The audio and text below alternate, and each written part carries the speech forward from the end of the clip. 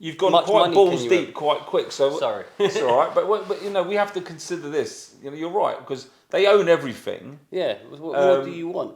They own everything. It's just not like they want any more Lamborghinis or they need any more people for sex or whatever it is in a material form. They don't need because they own everything, and even the systems that print the money. They own the factories that make the Lamborghinis. They own everything. There's nothing that they can't have. So it has to be something beyond that. And welcome to yet another episode of the Three Speech Podcast. I'm a mad lad, Jihad, coming to you today live and direct from the Marrese ranch with none other than the head of the ranch. It's Tony Marrese. Hey. Welcome back to the pod. So since you've last been on, a lot of things has happened in the world. Listen, we're all conspiracy theorists on this pod, but you're deeper than we all are. So I want to get your opinion on everything that's happened in the world. Trump has won the election. Russia has just dropped an ballistic missile or something on Dnipro in Ukraine, which can have nukes because Biden's flipping allowed them to fire bombs into the Ukraine. The farmers getting charged inheritance tax. Like it seems like we're on deep into season 4 now after COVID. So I'm just, why don't you tell us what's going on because you're more in depth. Like what's your feeling, state of play, the world, if someone was to stop you in the street November 22nd, 2024, where are we in the world? I think where we're at right now is in the beginnings of the great unveiling of everything. So as we progress, everything's speeding up. So like from the beginning of COVID, you could say, most people were just like still like do do do do do do, like the Mr. Man, just going about their business, not really worrying too much about stuff. Now, like the curve is just going up of people. You can use the term awakening or just becoming kind of self-aware or realizing that the world is not exactly as it's been painted to them throughout the course of their life. So I think that curve is speeding up. A lot of people are very happy about Trump being elected because obviously there's that whole kind of he's here saving us from the lack of freedom of speech, from Marxism, from censorship, from the trans agenda. There's lots of things, but he's still part of that machine to a certain extent. Well, we don't know really, to be honest, Darius, whether he's in the same cabal, if there's such a thing, even if there is such a thing, whether they're all in it. The Bidens, the Clintons, Kamala Harris, all of that gang, and Obama, and all the deep state, as Trump says it is, or whether they're just all in it. Kind of, they're all just in a kind of theatrical play, and they're all playing the bad actors, they're all playing the bad guys, but they're just in different aspects of it. So some people think that he's the saviour, like a kind of Christ figure. And really, when you look at our situation in the UK with Keir Starmer, it does appear like that, really, because Keir Starmer's absolutely revolting in so many ways. He's a beady eyed demon. Sounds like Joe Lycett. Do you know what I mean? He's just like, it talks like that. It's like he's just being controlled from Mars. He is really kind of like the epitome of everything that we don't like as kind But of there was British no other people. option for the British people. No, and that's designed like that. It's designed. The whole thing is designed. When anyone comes along that threatens the system and actually talks against the system, is actually a real opposition to the establishment, they get rid of them. Like Andrew Bridgen, who's just lost he lost his election in Leicester. He went from like a 63% average majority that he had to 3% in like the last election. Basically, they must have rigged that. They must have rigged that. Nobody goes from 63% to like 3%, and he's got 250,000 followers on Twitter alone. He's really popular, and he was holding Parliament to account. He was only one of the very only voices we had who was questioning power, and they've got rid of him by just doing things with the election. That's what they've done there. Clearly, nobody can go from 63% to 3%. And what they said about that was that the rationale behind it is that he's a conspiracy theorist and people found out and they didn't want him anymore because he's a blah, blah, blah. Absolute rubbish. Absolute rubbish. Nobody would go from 63% to 3%. So when we have any dissenting voices, same thing happened with Jeremy Corbyn. Whatever you think of his politics, he wasn't in the system because they just painted him as anti-Semite. They slurred him in the media and got rid of him. And anyone that comes along that is not playing the game, they will get rid of. And I think that's what people are realising now. There's one uni party in this country. It's the Labour and Tories are just following kind of, the orders from above, wherever they're coming from. But what we don't know for 100% sure, although we probably do, is it the same in America? Are they just being placed in power? And it's just a big theatrical ruse for us to just carry on the game with. Because at the end of the day, when he was in power last time, did he drain the swamp? No. Did he lock up Hillary Clinton? Did he build the wall? Did he do any of these things? He really. But Trump supporters would point out that first time around he didn't really know what was up. This time around, he's putting in his own choices, which seem to be anti-establishment choices, into these positions of power that might be able to influence these decisions that you're talking about. But listen, I want to get into that, but you mentioned, to pull you up on a few things, you mentioned a few things I found interesting and that we've talked about today. You said right at the beginning there, you said people were waking up and realising the painting that they've been seeing is not what it is. And you said to me earlier on, you're talking about programming. So can you elaborate? We all know what he means by programming, but explain to us how it is, how you think programming happens, where it happens, and kind of elaborate on that, because I think that's interesting. And how you think you can change your mindset, and if you've done it, and has it worked for you? There's Dr. Lipton. You can check out Dr. Lipton on YouTube. He's all over. He's like in his 70s. He talks about the programming of human beings, and this is not something that's even conspiratorial. This is all kind of psychology 101. This is kind of new kind of neurological science. It's kind of not frowned upon at all, but we know, and they've known for a long time, that humans are fundamentally programmed at childhood between 0 and 7 years old. So your main programs and operating systems are going in between 0 and 7. So if you have a very good upbringing and your parents are very positive to you, and they don't say, "You stupid little bastard." I'm not saying that's what happened to me, but maybe sometimes, like there's the kind of old school parent are like, "You fucking idiot," and all of that. That goes in. The kid is absorbing those, because human is a biological kind of robot, like an android of sorts.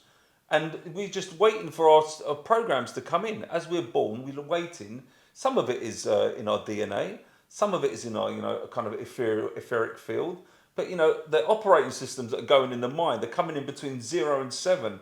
So they're all positive and like, you're great and you're doing well and you're going to live in abundance. And this is, like just the way you parent, your child is going to have a very different life as an adult, as opposed to, if they're living in a violent home, or you're just being very negative, or you're putting them in front of a screen. Almost said the wrong N-word then. I know, yeah. I caught that one up. Freudian slip, bruv. What are you saying? So, if you're just putting them in front of a screen now, like a lot of people do with their babies, you see they've got an iPad on a little kind of mount, and it's on the buggy, and the kids are just like that.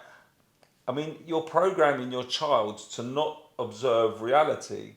And they're not seeing human faces, human facial expressions. This is what happened in COVID as well, when everyone had the mask on. A lot of children are kind of like programmed in a way that they don't understand facial expressions now.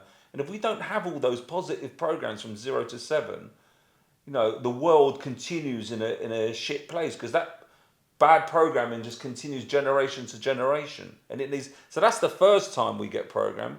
And some of those programs will be like things like, "You're not good enough. I'm not good enough." So in your subconscious mind, these programs are running without you knowing. Like, I'm never going to be successful, or I'm unattractive, I'm stupid. But sometimes you are unattractive. Yeah, sometimes those programs are right. You should have them. You shouldn't try to raise. But in fairness, a lot of our failings, and especially this is really interesting, is that the upper classes, especially upper middle class upwards, they know that in a way. Maybe they don't consciously know it, but they breathe into their children a program of expectancy. That's why you meet posh people, like even if they haven't got loads of money, they're like, "Hey, how are you? Are you okay?" And you're like, "Yes, my lord." You Yeah. can't help it. You just automatically you're programmed to respond to posh people, especially when they're tall and towering over you, like as a serf. It's like it's inbred into our system, into our culture, and into our societal systems. So you have to break them programs. Even once, I was at a camping thing with the kids, and we was having this very discussion, and I was talking about kind of the sociology of it, and I was like chatting to a few parents and saying that we're programmed and we shouldn't really act like that. And then the landowner came. He turned up, and he was like 6'5" and about 80 years old. He went, "Hello, everybody. How are you? Having a good time?" And he was very nice. But we all went, "Yes, my lord. How are you, my lord? Can I polish your shoes? Would you like me to rake that sheet for you, sir? Anything you like, sir. Anything you like." It was almost like I was like, 1 minute we was talking about it, next minute we was doing it, and I was like, "Oh my god, it's so obvious." And this extends. Why I remember it was interesting. This extends to the media, right? Of course it does, man. But then we also saw a small snapshot of this last week at a gig. So I did a gig last week, and I'm just doing my stuff. Tony was watching, and then I did a bit of crowd work, and I asked this guy like, only me, right? The one guy in the audience, only me, chatting to him. I'm like, "Oh yeah, why are you here?" So I'm here, getting over like, "Why? What's happened? I'm getting over something." "Well, what's that?" So my wife died. I was like, "For fuck's sake." Like the one thing, the worst thing that could happen, and he wasn't lying, like his wife actually died. He'd come out with his parents-in-law to the gig, right? So I think everyone was like To obviously cheer himself up a bit. yeah. So obviously everyone now is like completely in the room. It's like, this is shit. But I'd just been talking to him before to this like kid in the audience that I called a nonce, right? So I instantly just went, "Nonce. Don't worry about it. This nonce." And the whole crowd just instantly changed and instantly kind of forgot. And you said that's kind of like what you did there without knowing. That's a small scale of what the media does. As soon as we started picking up, wait, this COVID thing stuff is like fake and people Ukraine. Yeah. As soon as that, they change it. Yeah. And it works. It works even in comedy on a small scale. Yeah. The guy literally said, "My wife had died." The atmosphere in the room just plummeted, right? Plummeted.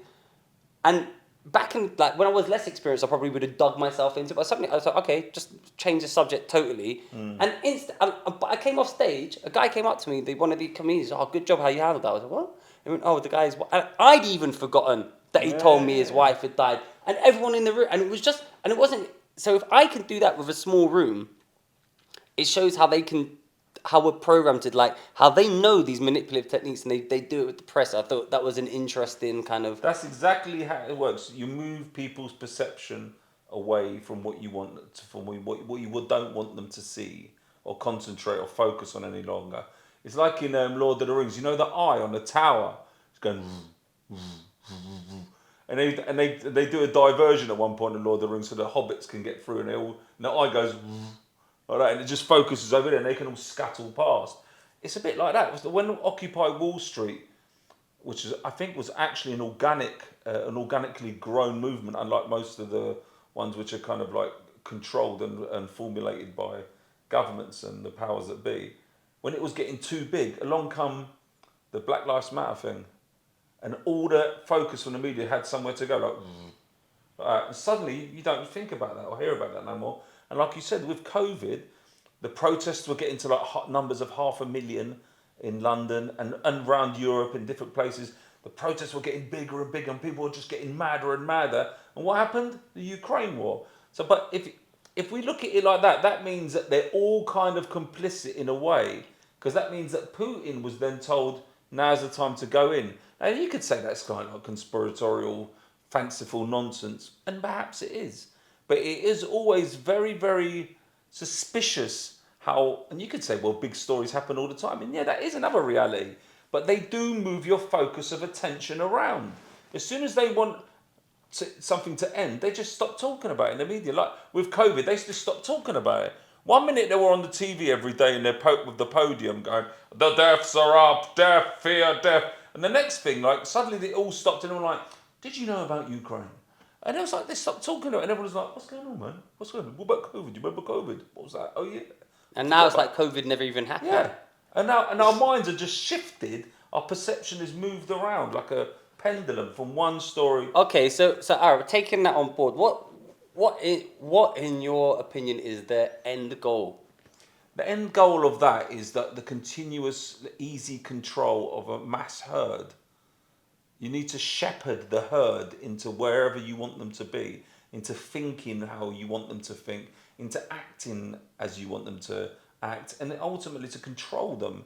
Because I mean, you can understand it if you've got like 60 million people in the country, and the people in authority and all that are only like 50. No, but I get 100,000. control. Like we want to control like the populace, like generally day to day. But what is the overarching end goal? By you said whoever installed, for example, Trump, and whoever's saying now's the time to go into Putin. And if you were to suggest who would those people be, if we go one level deeper, like we always hear a lot about they did this, they say that. Who are they? I don't think that's too difficult to kind of even imagine, isn't it? It's like, even if you think about Tesco's, you go into your branch, you've got the workers, you've got the management, and then but beyond that is the area manager, then there's like the board members, and then there's a CEO. You don't necessarily know who they are. I'm not saying they're hiding, but as on everyday level, you don't know who they are. And then then there's the shareholders who are like actually pulling the strings, like as well. So it's like there's always hierarchy, isn't there, in systems? So why wouldn't there be hierarchy in the control of this planet or much of it? It's like the mafia how it operated. I mean, everything is like a small microcosm of the macrocosm. So like, if you look at the mafia operated in America, they were answering still to the old geezers back in Sicily and back in southern Italy. They didn't really know that at the time in in the American law enforcement kind of world. There was, especially in the 1920s and 30s, but there was a hierarchy that went back to the old world, back all the way across the ocean, back to Italy and to Sicily. And I think it's a similar thing. It's the same thing. It's a type of mafia control where there's layers that you're just not going to know about. And who are they? They're probably like the very old families that go back for generations and having lots and lots of power and money. Maybe some of them all the way back to Venetian black nobility. Well, so what is this Venetian black nobility? Well, once Venice was... I don't know this, so... But once Venice was one of the most powerful kind of power in the whole of the region, and like you could say the world, but the world was smaller. It was more kind of regional in them days. So they had an immense amount of power, the Venetians. All the trade was coming in from the east, would go through Venice and up into Europe and around. So they were building immense wealth, and they kind of had like families that were just grew so powerful and so wealthy that they're ingrained in society, that they own so much old school wealth that you can't you don't even know who they are. And I would imagine that lots of these people that are... Well, what Venetian black nobility? That's just kind of a term for the... Well, why black? I can't answer They're not that. actually black. No, they're not black. Okay. I don't think they're black as in terms of the So black. forget that. I think it's just... but they are called the black nobility. Yeah. I think it might be the way they dress, but I'm being a bit ignorant on the term black there. I don't know what it was, why it's called that. But there's not only them, there's other old families, old royal families within royalty that go back generations. And some of them, I mean, David Icke's done a lot of that work as well, where he's taken lineages back all the way to kind of like Persia and to Babylon and all the way to present day. So I think some of them families have that wealth and have that power. They're ingrained. They own land, they own gold and specific kind of areas of the world which are very powerful, and they keep that power going, but they stay in the background like the heads of a mafia. And I think that's not too difficult to believe, really. But we see it when we see what we see in front of us now. We see our level of government, and I think it's kind of obvious that they don't really pull the strings, because like when COVID came along, they were all in that word that everyone used was lockstep, weren't it? They were all saying the same thing, using the same phrases, right? Same terminology. They're all kind of coming up with the same diktats and the same kind of weaponized terms. So they were all kind of being briefed, because people don't come up with the same things like that. That's just impossible. They were saying the same stuff all around the planet, especially in the West. So someone's feeding them that. It's coming out of somewhere. So we see the layer of government, and then we see like Bilderberg Group and WF and WHO and all that. But above them, I would imagine, are those societies like the Freemasons and that, and they kind of their tentacles go into everything, and that's not hidden. People know about that. So that goes like in a pyramidal form, and you can see that many people have drawn that out. And I think at the top there's probably, I would imagine, less than 10,000 people who are kind of making these decisions. But for what, to what end? Like, what is their goal? Because like, what more do you want? I know it can't be. So this is the point. When you get to that kind of, So how many? You've gone much quite money balls can you deep earn? quite quick. You've gone Much quite money balls can you deep earn? quite quick. So Sorry. it's all right. But you know we have to consider this. You know you're right because they own everything. Yeah. What more do you want? They own everything. It's just not like they want any more Lamborghinis or they need any more people for sex or whatever it is in a material form. They don't need because they own everything, and even the systems that print the money. They own the factories that make the Lamborghinis. They own everything. There's nothing that they can't have. So it has to be something beyond that. Factories that make the Lamborghinis, they own everything. There's nothing that they can't have. So it has to be something beyond that. And then beyond that, we have like the mechanism of control and kind of like just megalomaniacs who want to be in power and be in power over other people because they believe that they're in a position where they're godlike. So they want to control people because they want to be the gods. But then even beyond that, we get to a point where the last point of thinking is there's other entities other than Earth, kind of humans. That's what I'm talking about. This is what he wants to hear. Yeah? He wants to hear about the lizards. What about the alien I want to hear greys? this. What you know? What I actually want to hear is, and what I've been hearing more, and you never used to hear. The only person who used to say this to me was my mum, and you met my mum, right? Was it's a spiritual war. Yeah, it is. Yeah. But now I'm hearing that openly. More and more people are saying this is a spiritual war, and it sounds stupid. But then you look at stuff like the Travis J concert from Astro World. I know, crazy. Where it was basically an open ritual. If they, like we said, if it's going to do human sacrifice ritual, it would be that. Then you read about Diddy. Then you read about Moloch the Owl and what's their flipping what's their meetings they go to? Bohemian Grove. Bohemian Grove. All of that. So like, is that just someone's just oh you're talking shit spiritual? Yours nothing don't exist. Like what would you kind of sit on that? So, I believe there's the soul component is real. I've always believed that. So this body only operates. It operates on several levels. You've got the mind, and you know all the programs in the mind. You've got the physical body, and then you've also. It will only run though. You could call like the power cord. Maybe not power cord, or maybe like the kind of operating system. The operating system is the soul. So without any soul, you could keep it alive on one of those machines in a hospital, just like artificially pumping blood and oxygen. But the machine is dead. It won't operate without the soul in it. So that element is absolutely. It's kind of like scientifically proven now in many ways. There are loads of research has done on consciousness, out of body experiences, near-death experiences. There's tons of podcasts out there, thousands of books. I mean, the information is all out there for everyone to consume and realise that something is happening beyond just the physical self. And I think most people a lot of people are getting there now. Spiritually, we're kind of dead. We've been deliberately kind of killed spiritually in the West. That's why we've had to import spirituality back from like India and the Far East. That's why now you see in houses or in shops on the street or outside people's houses, you see Buddhas everywhere. People have a Buddha in the garden. You go to the garden centre, they've got Buddhas everywhere, lovely golden Buddha. You don't go there and see nice Jesuses, or I put a Jesus in the garden, or I put a Mary in the garden. And sometimes I think to myself, if I went to Japan, would I see in their garden centres, would I see Jesuses? Like, yeah, I'll go and get a nice Jesus put in the garden next to the begonias. And slight accent there, I didn't want to go full on. But that's because we've had to re-import some aspect of spirituality back into our lives. And we do it through yoga, we're doing it through meditation, we're doing it from all these things because in the West, it's been a systematic destruction of the spiritual self for hundreds of years. So we had the Spanish Inquisition. This is the Catholic Church, even before that, killing all the what they called witches. Yeah, you know when they were like they would dunk witches, and if they survived, they were a witch, and they burn them at the stake. All of that crap that they've been doing.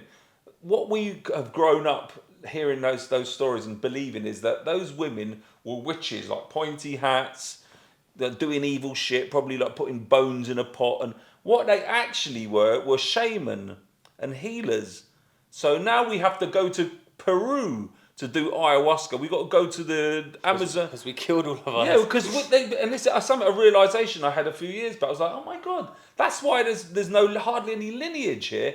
Because they over probably, I don't know, 100 or 200 years, maybe longer, they killed all the women, predominantly it's women, that were holding knowledge that had come down for generations, pre-Roman era, pre the Druids.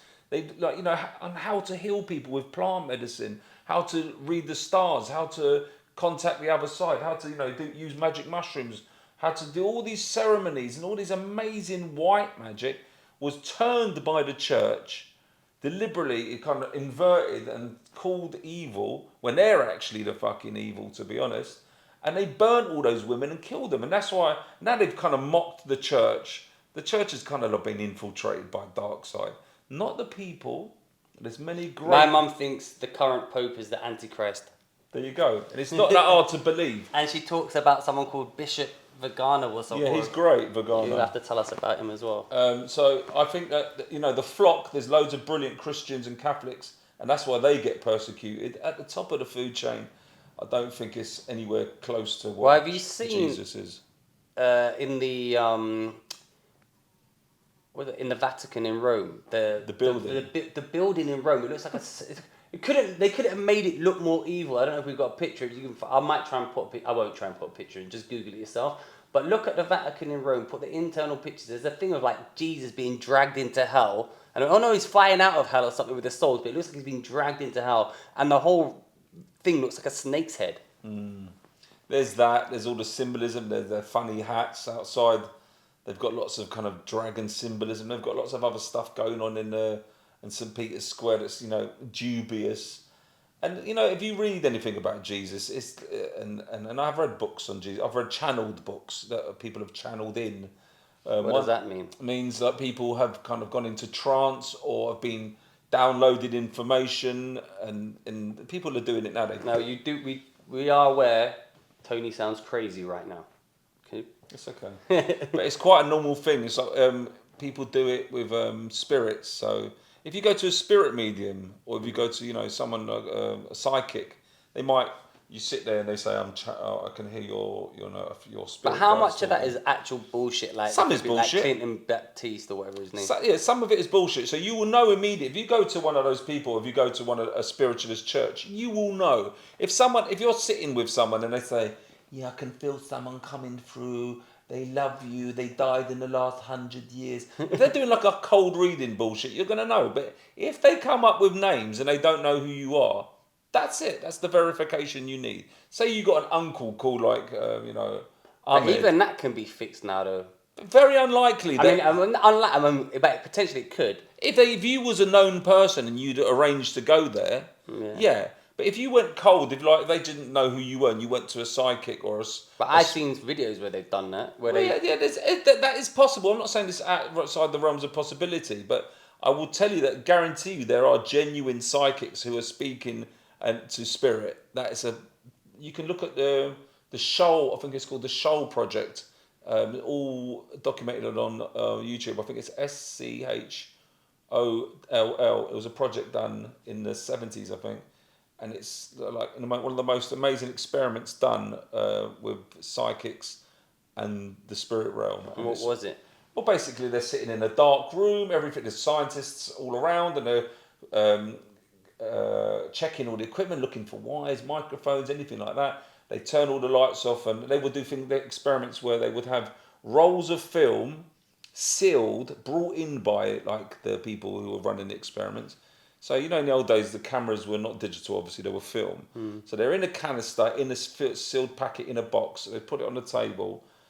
and these members of this team would like sit around, they would join hands, they would kind of like ask to be contacted, ask if anyone's there, and kind of do all the contact ritual, and then they would have that film developed, and there'd be pictures on it of faces, all sorts of it. It's verified, absolutely verified, time and time again.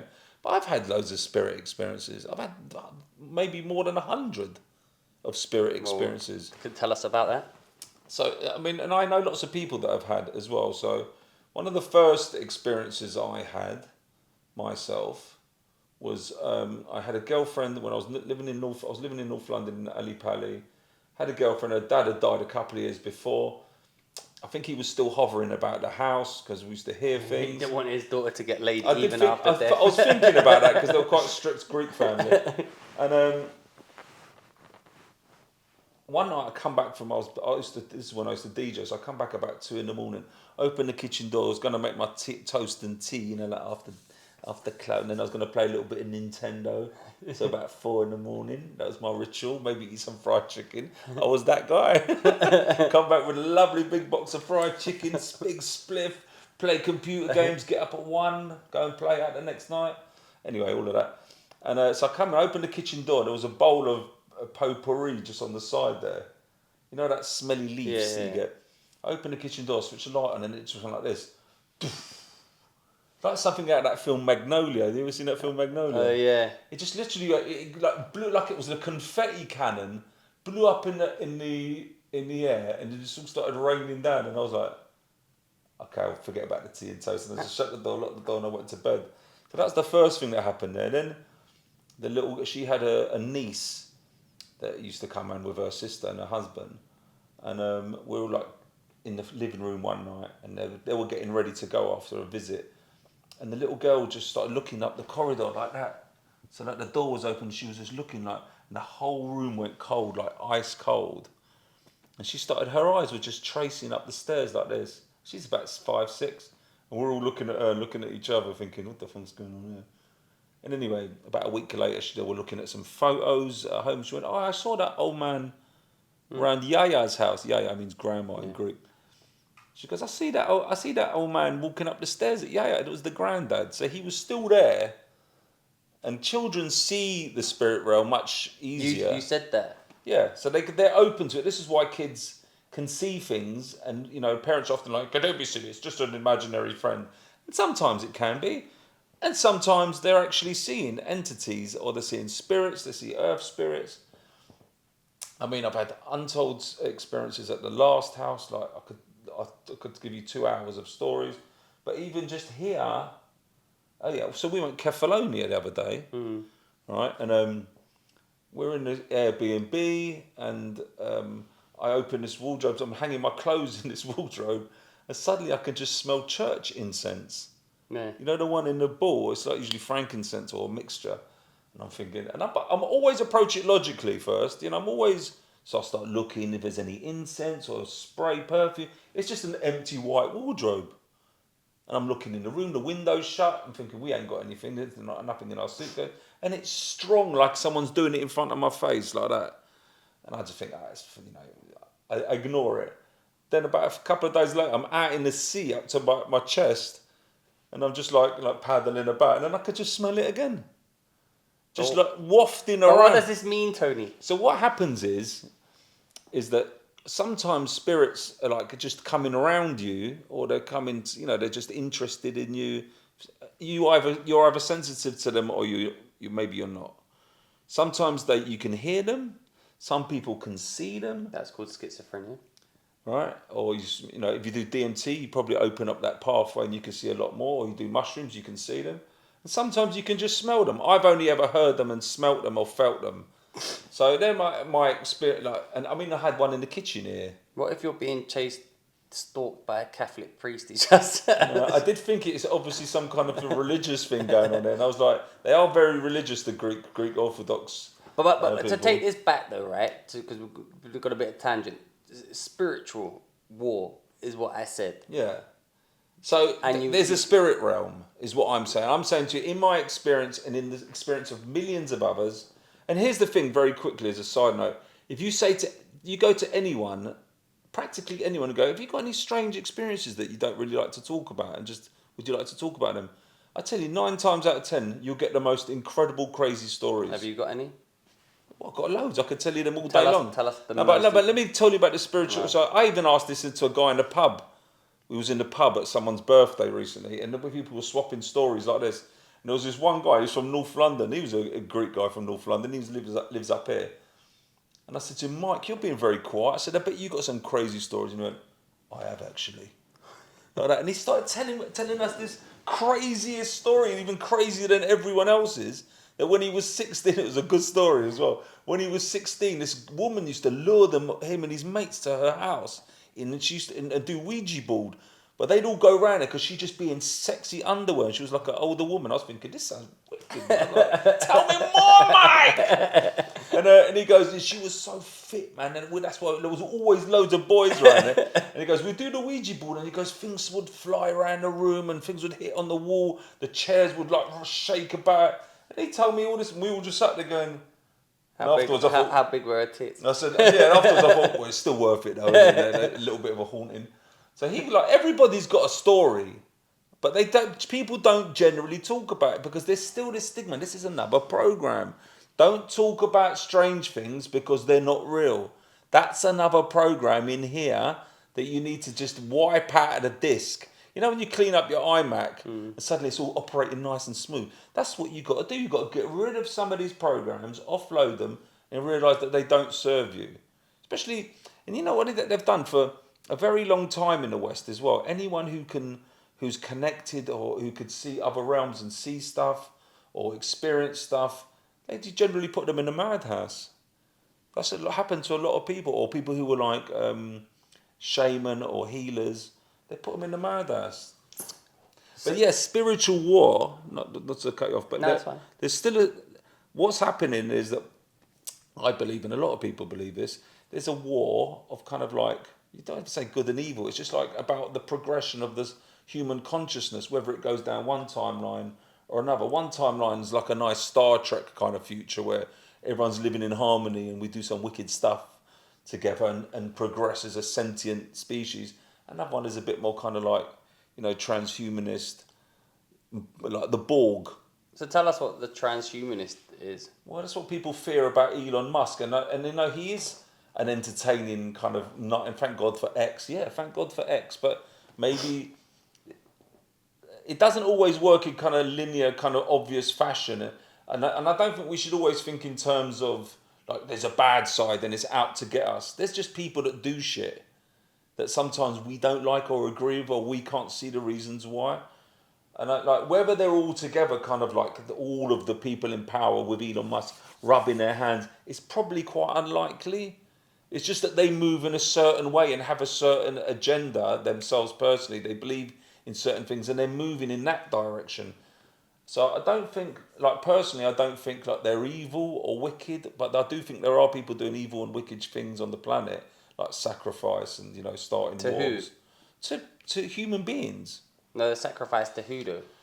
To what they believe are gods that they invoke, Baal and Tell us more about Baal. But I don't like even really speaking about all that. But this is the funny thing is because you feel it brings bad energy. Well, it's not only that. Here's the funny thing: they tell us that everything spiritual is nonsense. They mock the church and they mock, the belief in Jesus. But I just want to pick you up. You say, they mock the church and mock the belief in Jesus. But then at the beginning, you went, the church is the one who killed all these witches or shamans. And that's why it's never really a quite straightforward thing, because there's still great elements within the church. It's never like, here's the good and here's the bad.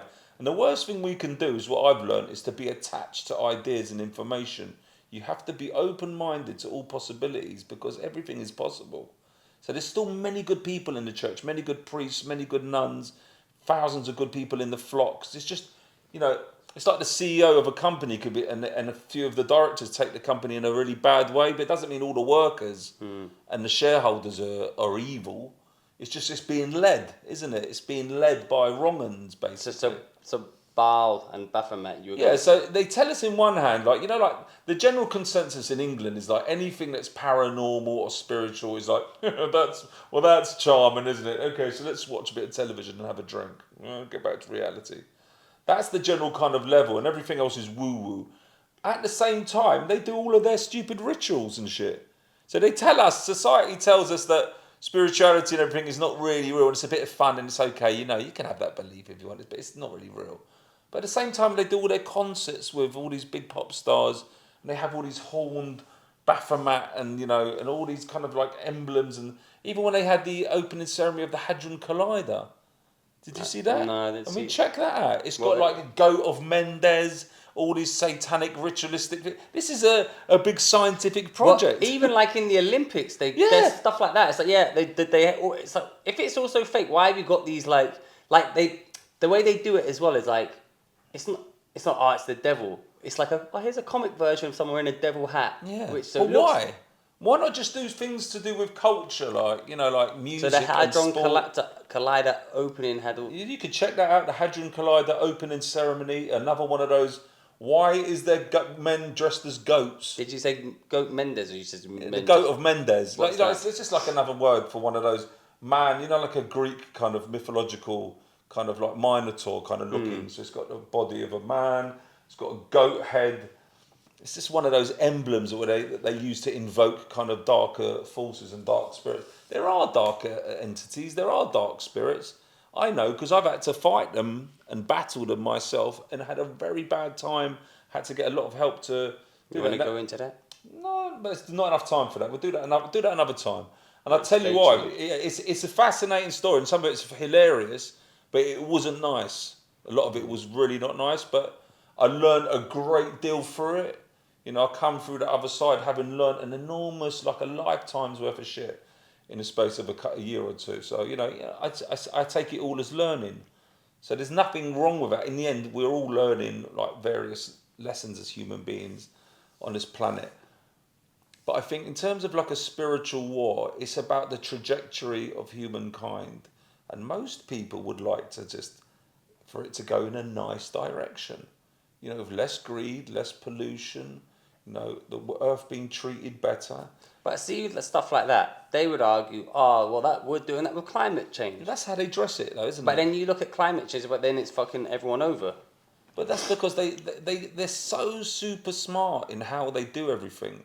The manipulation of the human being is so utterly kind of all-consuming because they're masterful at it. While we're going about our lives, you're driving about doing comedy, I'm in my garden or working, and that person over there's a baker and he's a lawyer. These people they're just doing that shit. They've got teams of people like doing neuro-linguistic programming projects like they did in COVID. They're just pumping out fear and narratives so that people just go and they obey. So they invest a huge amount of energy and time, and I think their kind of projections are like decades ahead, if not even probably like 50, 100 years. That's their plan. And their technology. Yeah. So they're not just like coming up with plans and like on the cuff and just going, well, let's actually do this and let's have a war But here. see if that right. This is what I'm thinking. People say, oh yeah, but they're planning like years ahead. This is like from families from the Venetian black nobility, hundreds of years, and this being planned. Like if you listen to David Icke or anyone, they're talking about all these things, and it goes back to like hundreds of years. But how could they know 100 years ago when they didn't even have a telephone?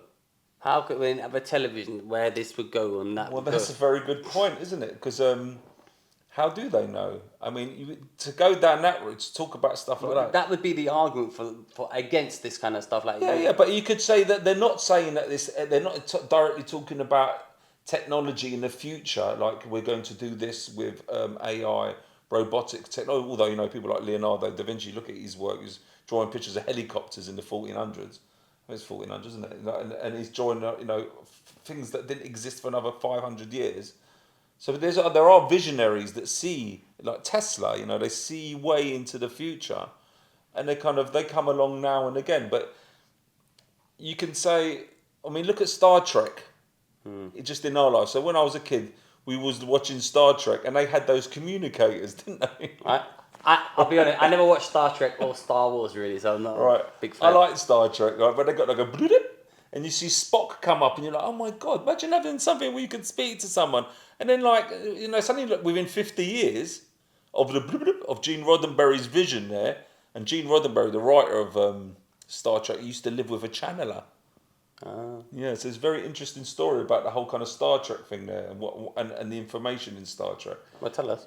Well, but look at the technology. So Yeah, but I can clip the Star Trek bit for Star Trek fans. So tell us the Star Trek things I can clip. Gene Roddenberry, a lot of people who look deep into these subjects of kind of like, the future of humanity and they often use the term a Star Trek type future, because if you look at the narrative of Star Trek, it's all very sentient and it's with empathy, and they go out into space looking for other races to communicate with, and they don't interfere. Their prime directive is not to interfere with lesser advanced species, and that's kind of like would be a nice place for us to go. Quick question: have you watched any of the new Star Trek? Yeah. And does the same message that they started from there, or has it kind of changed now to be a bit more? It's a bit more kind of like Hollywood, like. Not the is it a bit more? Is it still the same as it was then, or is it a bit more like a little bit darker messaging, or you don't think I think you could say. Am I looking for a thing? No, I think that's a good point, and I think like the original Star Trek is just purely that kind of. It's purely a kind of a narrative of we are good and we're going out into the universe to do good. And like now it's a bit more kind of like Marvel comic kind of like baddie goodie. And don't get me wrong, they always had the Klingons and baddies. No, that's not what I mean. I mean like you feel like has them the kind of the spirit. Like now I feel like from what I've seen, the new Star Trek and even like all the new Star Wars and stuff, it's all just drizzling like DIE shit. And has it gone that kind of route? And I think changed? so. It depends what writers are in control of it, doesn't it? And they're and the briefs they get from the people above. I'm not going to say they're all conspiring within like the Writers Guild to program people, but look at The Simpsons. This reoccurring theme within The Simpsons where they predict everything. Yeah. It's almost like a joke, isn't it? And I mean, The Simpsons is funny as well, but they've got all these bits with like Trump and with Clinton and with and the Twin Towers, and it's all like in every episode. You couldn't make it up, man. It's so mad, that is. Yeah. So, I think what we're finding out, one of the things we're going to find out that there's very little kind of separation from reality, what we perceive as reality and what we perceive as fiction. I think they're all intertwined because we're projecting this reality out. And, we see movies and we see sitcoms and we ingest all this stuff and we reproject these ideas out as a collective. And scientists are talking about this now. And this is one of the things where scientists are kind of like right up there with consciousness, studies of consciousness and spirituality and metaphysics and quantum physics they're intertwining at a high level now. So you can't really escape it. You can't really call it at that level. Like many scientists can see that there's something that is very different as a kind of arrangement in terms of our reality. Loads of people are doing that work with quantum physics and the brain and neurology and all of that. It's super fascinating. But that and spirituality, spiritual science are now merging, and that's the future really. Because all of this stuff about ghosts and the paranormal and artificial intelligence, all of it is just undiscovered science. That's all it is. There's no magic, is just undiscovered science. So the iPhone to someone who's a primitive person is magic. Even a lighter, if you go with any modern device back in time, it's magic. But it's not. It's a technology that's now understood and developed. So when we see things like orbs, all these orbs that you see all over Twitter, and the Tic Tac videos, it's just. I said Tic Tac videos. You must know the Tic Tac videos. I'm unaware. Just because I might know. So the Tic Tac videos are like. I don't know actually. These are like what Tic Tac is. Yeah. The sweet. I'm just double checking that this is still. Okay, we're good. Yeah, go on. The sweet, the Tic Tac. The Yeah. little ones in a little box. Yeah. I know. So there's UFOs that look like, let's just call them flying craft, things that fly by, that the US military. Which the government have now. Yeah, they released the footage about 5 years ago of it being like it's flying like a Mach 9. It's got no other parts. It's just a Tic Tac going. And they've released loads of orb videos now. People are not even taking notice of it. The average person still doesn't care. Well, remember when they released that video of an alien from the Mexican government? Oh, the little thing. Yeah. But people are debunking it all the time, and then other people are debunking the debunkers. We don't know whether that's real or not. But the Tic Tac stuff and the orbs are everywhere. I mean, I've seen orbs. I've seen those. I've seen giant orbs. I've seen like small. Not many lately, but over the years I've seen some. Right, I just want to bring this all back because we've gone like 50 minutes now. So I know 50? 5-0, so it's been quite a good conversation. So let's take this back. So we started with spiritual war, and we're talking about Trump. So let's go back to where do you think Trump fits on the spiritual war? Because I think I acknowledge that, listen, he's a politician. He could end up fucking... I hope he's going to be good, right? Yeah. But I feel... that's my thing. I hope he's going to be good. I hope, like, I understand that, to get into that position of becoming president, you have to... There's certain things that you got to keep some alliances, in check, right? You can't just burn everything before you're even in the house. But once you're in the house, then you can start making these changes. The argument is he's already been there.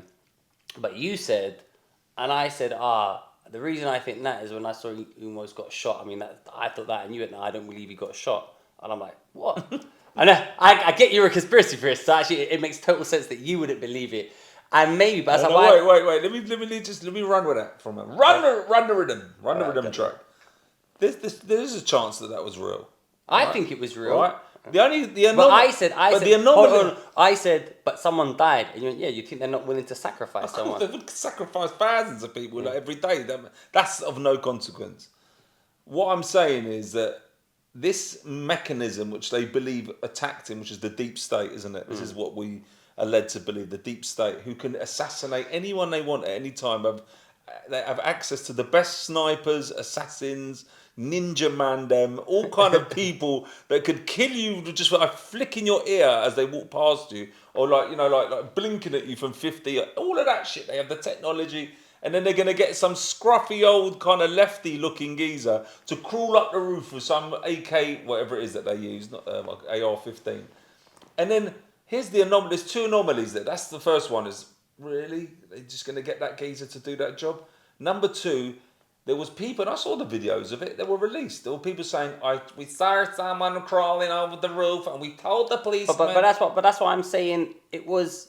Oh, you think they're in it as well, those coppers? No, no, I think my saying is that's what makes it real, that the deep state were trying to... Yeah, maybe. Because they're saying, they were told that he was there and they let it happen. Listen, you know something, Darius? I hope that it was a real assassination attempt, because that means that we're a winner, more likely. That if they were actually trying to kill him, then, something, maybe he will stop the trajectory of going into eventually the Borg. But the problem is it's so difficult to know. I think what we're going to find out now is within the next year, the majority of us will know exactly what the run-ins are. We're going to know whether he's in the deep state himself, for example, or we're going to know that he's not. All right. So wait. Here's the other option. Very quickly. But I want to put no. We're gonna know. What are we to look out for to know that is the thing? Okay. Let's look at it like this. If for example, let's look at the geoengineering, right? That RFK has even acknowledged that he's going to tackle the geoengineering, which I think Tennessee has banned and it's now stopped over their state. We know the geoengineering. Those of us who can see know that they are spraying particulates in the atmosphere. If he stops that, if that stops, we know for sure that's one major indicator that he's not in that cabal. But are you but what I want to know is I want to say, listen, these are 5 symbols. 5 things we can look out for. And you're saying geoengineering, right? Yeah, that's but one. But by that, are you saying we're looking at the geoengineering, i.e. you walk out your house and you look up and you see it, or it's going to be in the press, Trump stops geoengineering in Tennessee? No, I think if it stops, because it is real, but if it stops via them, it will probably be just on the down low. It will just slow down and stop, or it will be minimalised. So my point being, that's going to be hard for us in England or wherever. But people like me will know. Okay, but how? Something else that our listeners can say. Okay. Yeah. If the wars are de-escalated, okay. if the what is happening in Israel and Gaza, if that stops, That's a good sign. That's a very good sign. If there's no escalation with Russia and Ukraine and that's negotiated and sorted out, that's a good sign. If he actually stops the migration into North America, this like hordes of, I mean, they're human beings, don't get me wrong, but it's all deliberate, like bringing in millions of people is unsustainable for any kind of culture, any civilization. If that stops, that's a good sign. Why are they If bringing these people in? This is a Leo but bugbear. let's talk about some other pointers, Okay. because you've also got what RFK is saying about make America healthy again. If he manages to change the food system a bit and put like the chips, the fries being fried instead of seed oil in tallow, because there's that whole thing, isn't it? You know, you've got some crazies drinking like oil. Have you seen them vids? No, what is so it? they're like, they hate the Trump administration and RFK so much, and he's been saying that we shouldn't fry things in seed oil, and this is a well-known thing for human health, that seed oils are making us very sick. Yeah. So there's some geezer just pouring sunflower into a cup and going, fuck you, and drinking it and downing it. Going, yeah, fuck America. Woo! I mean, it's so mad that you can't fucking even comprehend that shit. So if he manages to make some inroads in the health industry, in the food industry in America, and with Big Pharma, and with the vaccines, he manages to rock some boats, and we see that happen, and that comes out in news headlines. You're like, the RFK is influencing those big, powerful institutions. Then we know he is making some moves. We know then that there's a movement towards that direction. So they're good indicators. Okay, and so those are things to look out for. But to be honest, I'm worried, and I think a lot of us might be worried that are we even going to get to January? Because of nuclear. Yeah, because Russia just changed their doctrine and said we are now allowed to anyone who, if we're attacked by a nuclear affiliated NATO country, we are allowed to attack any of them. Something like that. Half of me thinks that that's just fear propaganda to keep everyone in this cycle of fear.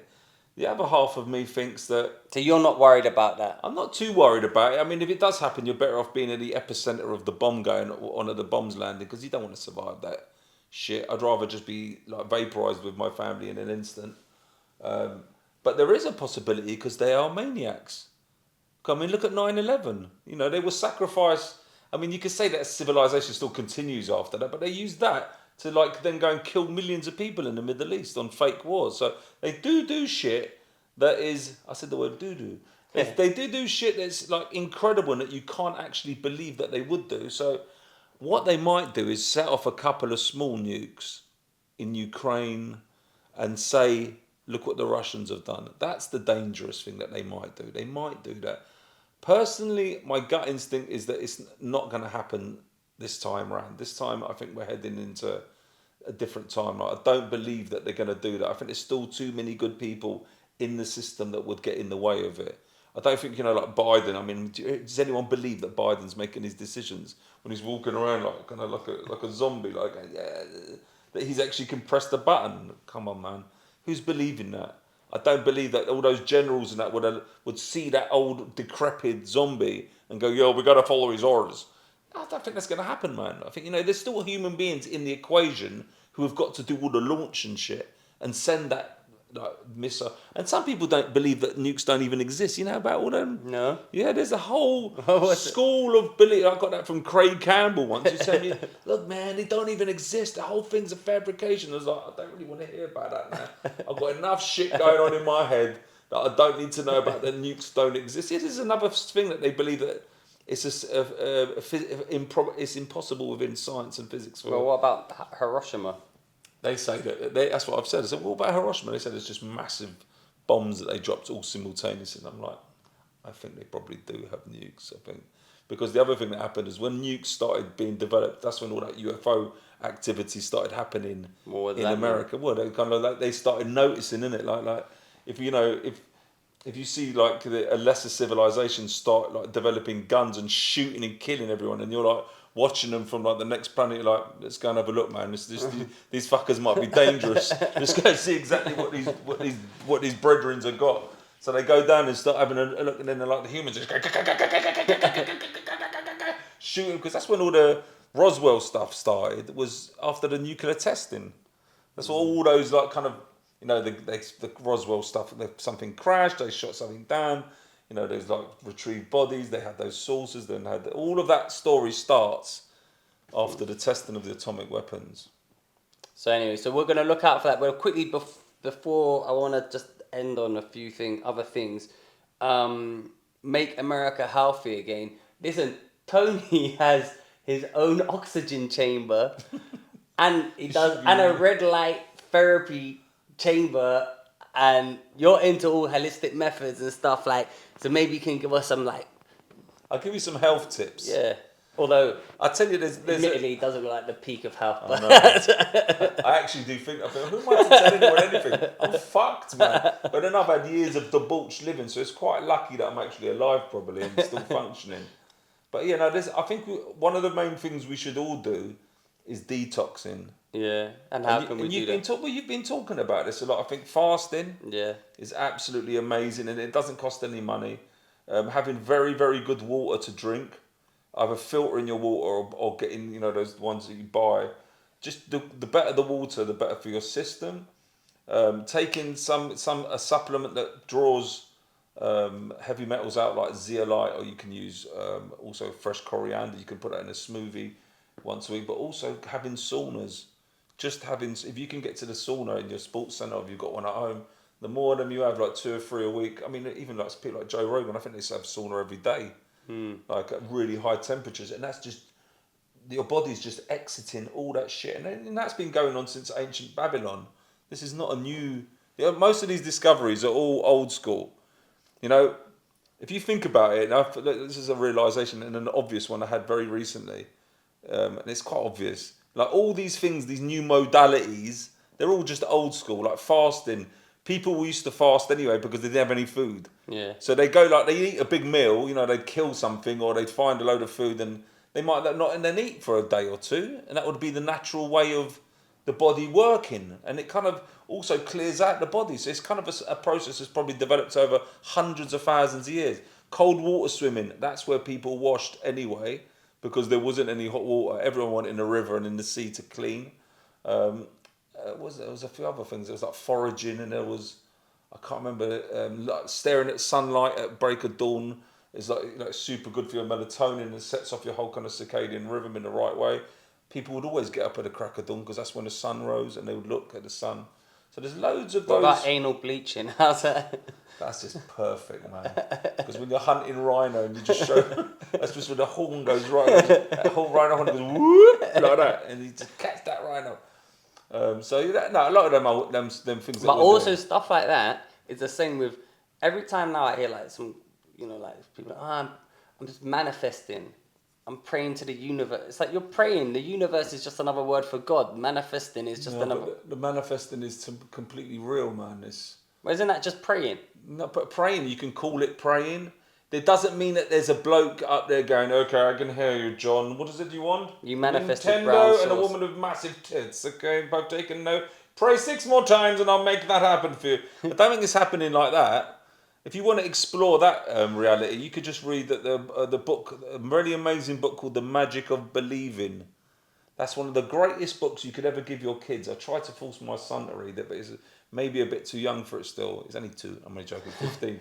But if you read The Magic of Believing, you'll get a lot of this information answered for you. But it's about putting an intention out into the universe. And if you do it in the correct way, and I tell you 2 other people that have done this and sell their modalities and courses, and that is one is Dr. Joe Dispenza, and one is the Jose de Silva technique. And you can, with both of those techniques, you can completely change your existence. And I do both of them.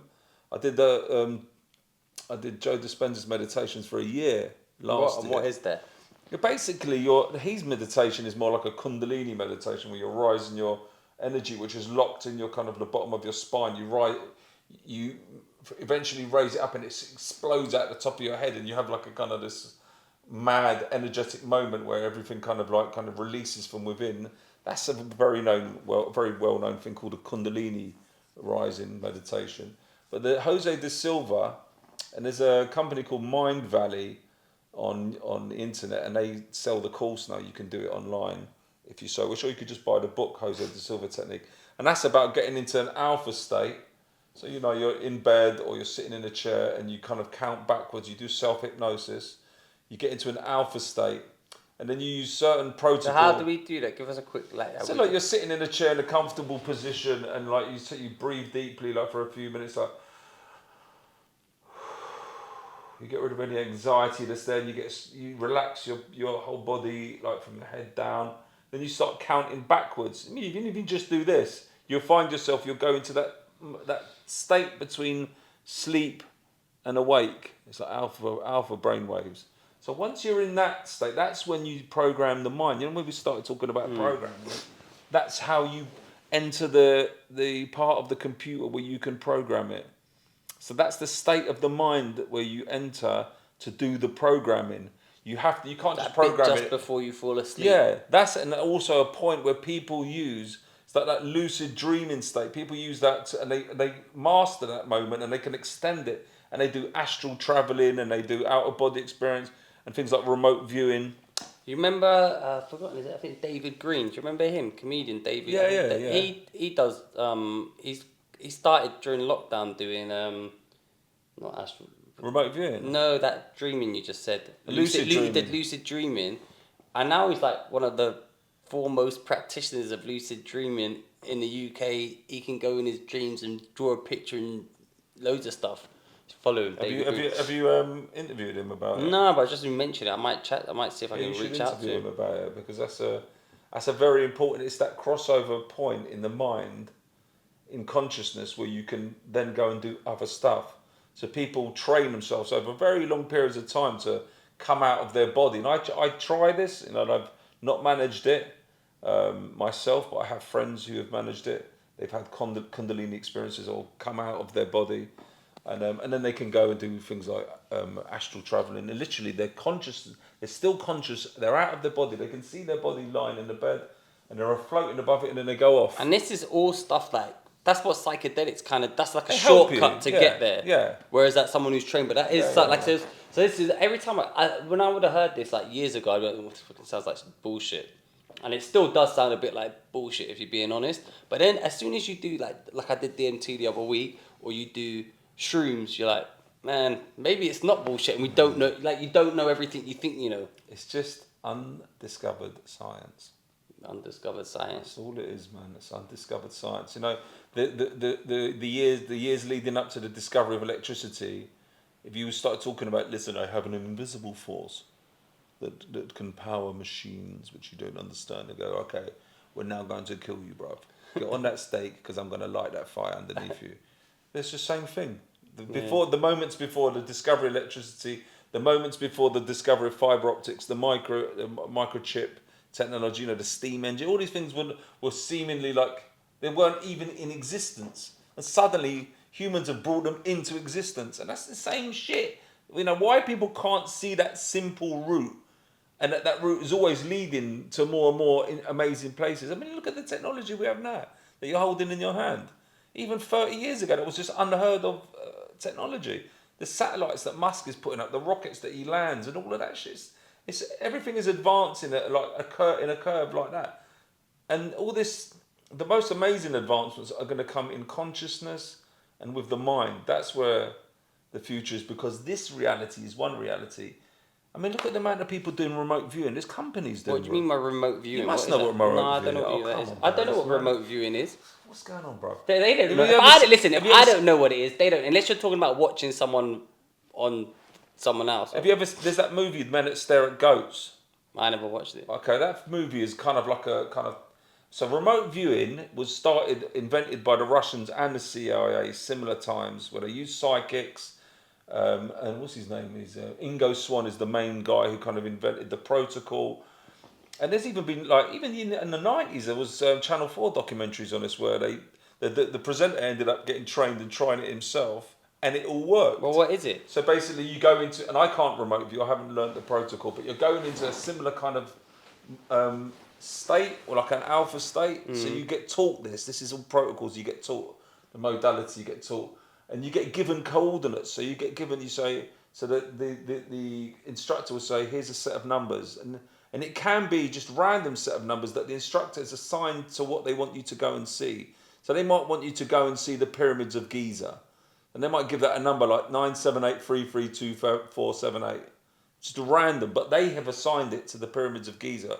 So in consciousness, that's now assigned to that thing. Or they might give you coordinates, like longitude and latitude on the planet. And they give you, and so you'll go into your state and you'll start seeing images, and they will be like, people who are good remote viewers, they'll start seeing pyramid shapes, they'll see desert, they'll feel heat. It's all like kind of emotional and visual and sense type stuff. So they'll feel like sandy surfaces, they'll see stone, they'll see the shapes, and they start drawing, and the person, either they do or another person draws what they see, or they come out of the state and then they start drawing it. And they use it for psychic spying. So remote viewers, this is... At this point, Tony even knows he sounds crazy. There's companies that you can hire to remote view for you. They're out there. Farsight Institute, there's loads of them. There's ones that they do crypto.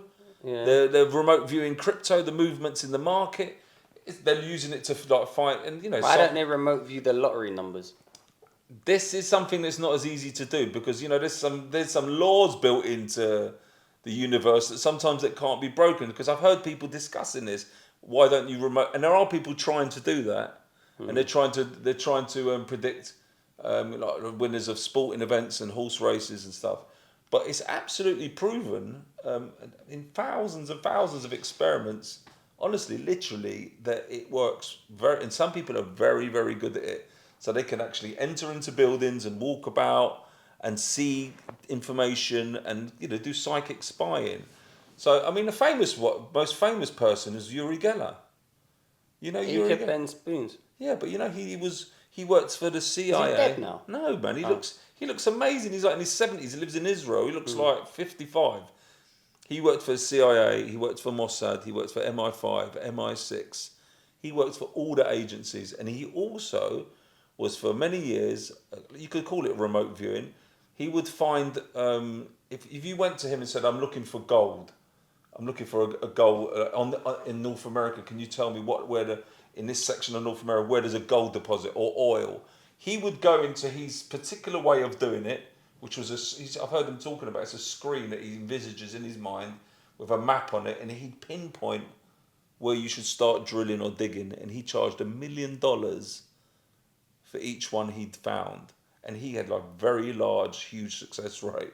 It's all documented. We're gonna Google this. Listen, Tony, I got a gig to get to. Yeah. But I think it's been an interesting, slightly different pod, but we're going to get you back on to talk more about some of I want to discuss your dark stories. Maybe that'll be a Patreon episode. I've got lots of funny stories about working as a DJ. We could talk about that as well. We'll get you on with all the guys when we do an online one as well. Yeah. Is there anything you want to plug, anything you want to promote? No, I'm on Twitter, man. Galactic Zoo. If you want to hear me talking about the same stuff and sending out information about what's going on, how I perceive it, I'm on Galactic Zoo on Twitter. So follow Tony, Galactic Zoo on X. That's what I meant. That's giving them the right name. Listen, I'm coming, Perth, Australia, January. I'm bringing the Haters Ball, 10th annual Haters Ball, the best Australian comedians and some good ones from other countries. Actual good. That sounded wrong. No, it was meant to sound like that. Get your tickets for that. Other than that, like and subscribe. We've got a Patreon, which we definitely use, so pay for that. And thanks, Tony, for the pod. And thanks for listening. Suck my balls. Bye.